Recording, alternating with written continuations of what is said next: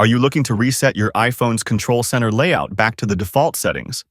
Maybe you've added too many controls or rearranged them and want to start fresh. Don't worry. In today's video, I'll guide you step by step on how to reset the control center layout on your iPhone running iOS. Let's get started. Please remember you need to have at least iOS 18.1 to be able to reset your control center layout. Open the Settings app on your iPhone. Scroll down and tap on Control Center. You will see a button, Reset Control Center. Tap it. Confirm the action by tapping Reset Control Center. Now the layout of the control center has been reset. And that's it. Now you know how to reset your control center layout to default on your iPhone running iOS. If you found this video helpful, don't forget to give it a thumbs up, subscribe to the channel, and hit that bell icon so you never miss a new tutorial.